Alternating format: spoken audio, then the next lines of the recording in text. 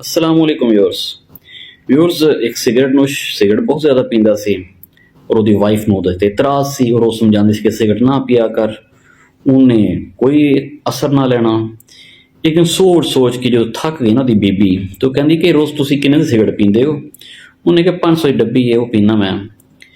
ਕਹਿੰਦੇ ਕਿ ਜਿਹੜਾ ਸਾਡੇ ਘਰ ਦਾ ਮਾਲ ਰਕਮ ਪੈਸੇ ਉਹਨੂੰ ਜੋ ਤੁਸੀਂ ਜ਼ਾਏ ਕਰ ਰਹੇ ਰੋਜ਼ 500 ਫਿਰ ਬਰਾਬਰੀ ਤੇ ਕਿ ਤੁਸੀਂ ਮੈਨੂੰ ਵੀ 500 ਦੇ ਦਿਆ ਕਰੋ ਮੈਂ ਫਿਰ ਜੋ ਮਰਜ਼ੀ ਕਰਾਂ। ਉਹ ਆਂਦੇ 500 ਲੈ ਲਿਆ ਕਰ ਪਰ ਬਦਮਜ਼ਗੀ ਨਾ ਕਰਿਆ ਕਰ ਮੇਰੇ ਨਾਲ ਦਿਮਾਗ ਖਰਾਬ ਨਾ ਕਰਿਆ ਕਰ ਸਕੂਨ ਕਰਨ ਦਿਆ ਕਰ ਸਿਗਰਟ ਪੀਣ ਦਿਆ ਕਰ। ਉਹਨੇ ਕਿਹਾ ਮੈਂ ਫਿਰ ਪੀਣ ਦੇਵਾਂਗੀ ਤੈਨੂੰ ਜਨਾਬ ਰੋਜ਼ ਉਹਨੂੰ 500 ਰੁਪਏ ਦੇ ਦਿਆ ਕਰੇ 500 ਸਿਗਰਟ ਪੀ ਲਿਆ ਕਰੇ। ਕਿੰਨੇ ਦਿਨ ਗੁਜ਼ਰ ਗਈ ਤੇ ਬੀਬੀ ਨੇ ਸੋਚਿਆ ਕਿ ਮੈਂ ਤੈਨੂੰ ਫਟੀਕ ਪਾਈ ਸੀ ਕਿ 500 ਨਾ ਦੇਗਾ ਤੇ ਕਹੇਗਾ ਮੈਂ ਸਿਗਰਟ ਹੀ ਛੱਡ ਦੇਣਾ ਪਰ ਇਹ ਤੇ 500 ਦੇਈ ਜਾ ਰਿਹਾ। ਫਿਰ ਇੱਕ ਦਿਨ ਉਹਨੇ ਬਹਿ ਕੇ ਠੰਡੇ ਦਿਲ ਨਾਲ ਇੱਕ ਸੋਚੀ ਵੀਅਰਸ ਔਰ ਉਹ ਤੇ ਕਨਫਰਮ ਉਹਨੂੰ ਹੋ ਗਿਆ ਕਿ ਇਸ ਤੋਂ ਬਾਅਦ ਉਹ ਸਿਗਰਟ ਜ਼ਰੂਰ ਛੱਡੇਗਾ। ਅਗਲੇ ਦਿਨ ਫਿਰ ਜਨਾਬ ਯਾਰੀ ਉਹ ਬੰਦਾ ਘਰ ਆਇਆ ਉਹ ਸਿਗਰਟ ਲਾਇਆ ਉਹਨੇ ਤੇ ਉਹ ਬੀਬੀ ਹੁਣ ਉਹਦੇ ਸਾਹਮਣੇ ਬਹਿ ਕੇ ਤੇ ਜਿਹੜਾ 500 ਰੋਜ਼ ਲੈਣ ਡਈ ਸੀ ਉਹਨੇ ਉਹਨੂੰ ਸਾਹਮਣੇ 500 ਨੂੰ ਅੱਗ ਲਾ ਦਿੱਤੀ। ਬੰਦੇ ਨੂੰ ਅੱਗ ਲੱਗ ਗਈ ਚਾਹੇ ਕਮਾਇਆ ਤੇ ਉਹਨੇ ਸੀ। ਉਹ ਕਹਿੰਦੇ ਉਹ ਬੇਵਕੂਫ ਹੈ ਕੀ ਕਰਨ ਡਈ ਹੈ ਪੈਸੇ ਨੂੰ ਅੱਗ ਲਾਉਣ ਡਈ ਹੈ। ਬੀਬੀ ਆਂਦੀ ਹੈ ਕਿ ਤੂੰ ਵੀ ਤੇ ਅੱਗ ਹੀ ਲਾਉਣ ਡਿਆ।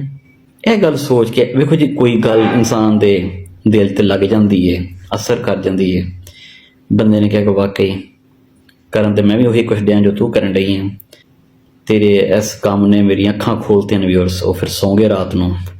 ਸੁਬਾਹ ਫਿਰ ਉਹ ਵੀ ਉਸ ਬੰਦੇ ਫਿਰ ਬੁੜੀ ਨੂੰ ਤਲਾਕ ਲਿਖ ਦਿੱਤੀ ਸੀ। ਤੇ ਕਹਾਣੀ ਦਾ ਵੀਅਰਸ ਵੱਡੇ ਮਾਰਕਰ ਨਾਲ ਥੱਲੇ ਲਿਖਣ ਵਾਲੇ ਨਤੀਜਾ ਲਿਖਿਆ ਸੀ ਕਿ ਇੱਕ ਘਰ 'ਚ ਇੱਕ ਅਹਿਮਕ ਹੋਏ ਤੇ ਗੁਜ਼ਾਰਾ ਹੋ ਸਕਦਾ ਹੈ।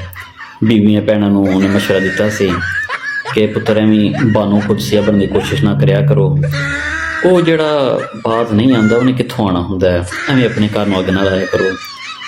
ਅੱਲਾਹ ਤਾਲਾ ਤੁਹਾਨੂੰ ਵੀ ਸਾਨੂੰ ਵੀ ਹਮਾਕਤਾਂ ਤੋਂ ਬਚਣ ਦੀ ਤੌਫੀਕ ਅਤਾ ਫਰਮਾਏ।